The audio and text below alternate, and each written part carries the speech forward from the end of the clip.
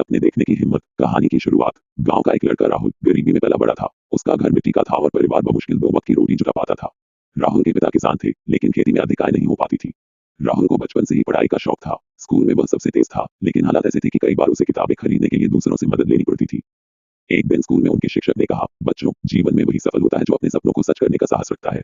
लेकिन याद रखना, सपने वही देखो जो तुम्हें सोने न दे। राहुल के दिल में यह बात गहरी बैठ गई। उसने मन में ठान लिया कि वह एक दिन बड़ा आदमी बनेगा और अपने परिवार की गरीबी दूर करेगा। राहुल ने मेहनत करना शुरू कर दिया। स्कूल के बाद वह दूसरों के खेतों में काम करता और अपनी पढ़ाई के लिए पैसे जुटाता। कभी कभी वह रात भर पढ़ाई करता और दिन में काम करता। कई लोग उसका मजाक उड़ाते थे, कहते थे, गांव के लड़के बड़े आदमी नहीं बनते। लेकिन राहुल ने उनकी बातों को नजरअंदाज किया और अपने सपने के पीछे लगा रहा। 12वीं की परीक्षा में राहुल ने पूरे जिले में टॉप किया। ये खबर सुनकर गांव वाले हैरान रह गए। उसके शिक्षकों ने उसकी मदद की और उसे शहर की एक बड़ी यूनिवर्सिटी में दाखिला मिल गया। लेकिन शहर में रहना आसान नहीं था। राहुल ने पार्ट टाइम नौकरी की, कम पैसे में गुजारा किया और दिन रात मेहनत की। राहुल को एक मल्टीनेशनल कंपनी में इंटर्नशिप का मौका मिला। उसने यहाँ भी अपनी कड़ी मेहनत और ईमानदारी से सबका दिल जीत लिया। कुछ सालों बाद उसे उसी कंपनी में मैनेजर की नौकरी मिल गई।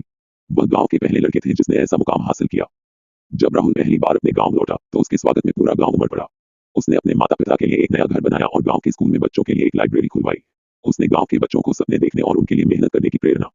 इस कहानी से हमें सीख मिलती है कि राहुल की कहानी हमें सिखाती है कि हालात चाहे जितने भी मुश्किल हों, अगर हमारे पास मेहनत, लगन और हिम्मत है तो हम अपने सपनों को साकार कर सकते हैं।